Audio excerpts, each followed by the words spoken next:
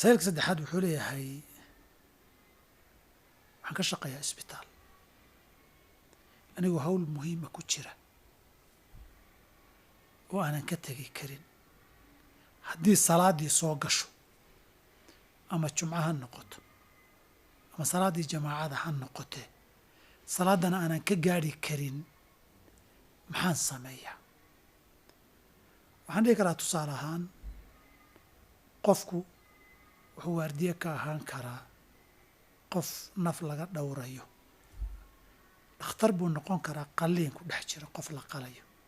oo qadar laga soo tukada lahayn masaa'ilka culimmadu waa ka hadlaan waxay noqon kartaa qofku inuu dab daminayo ama bifatahadoo dad qaadayo oo qof biyo ku bakhtiyaya ka badbaadinayo ama qof dilaya iyo dad lalaynaya uu ka celinayo unan ahayn qaab uu ku haleeli kara salaatul khawfna aan ahayn xaaladahaasoo kale waa la ogol yahay salaadaas in dib laga tukado hadduu qiyaasayo inuu geli doono salaada hore oo duhur ama maqrib wakhtigeedii la gaadhana inuu tii dambe soo raro oo labada salaadood israaciya waa loo ogolyahay wixii marmar ah haddii uu tan hore mashquulsan yahayna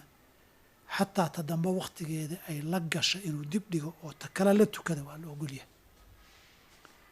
asbaabta jamaacada looga hadhi karana ka mid way tahay saas darteed qofkaasi shaqada lama huraan hadday noqoto wuu dhammayn karaa kadibna kuwii kale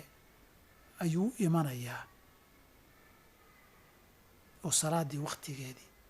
ayuu ku tukanaya hadduu ka soo gaadho hadduu ka soo gaadhi waa in wakhtigu soo haleelo ayuu tukanaya billahi tawfiiq